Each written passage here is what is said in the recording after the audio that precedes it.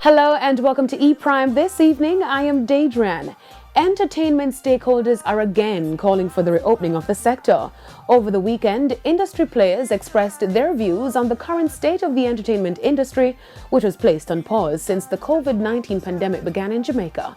Member of the Entertainment Advisory Board and chairman of Dream Entertainment, Kamal Banki, has submitted a proposal to the Jamaican government where he outlined protocols and guidelines for both small events and large events, such as festivals and concerts. He shared more details with ePrime. So the protocols outlined kind of fall into two categories.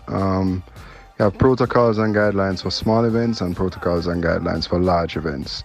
Small events, by my definition, is events 300 persons and under, and large events are 500 people and over.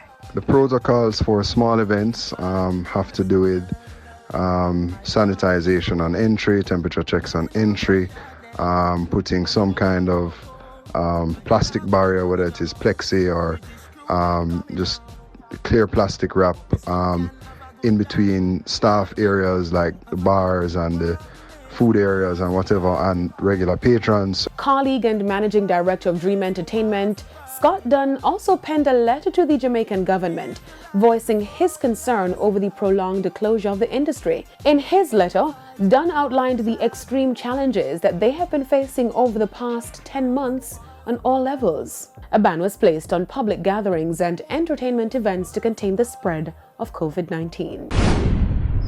Now, reggae artist TVJ is trending with the official music video for his single Switch It Up, which features the Grammy kid herself, Coffee. According to TVJ, he was excited to share this video.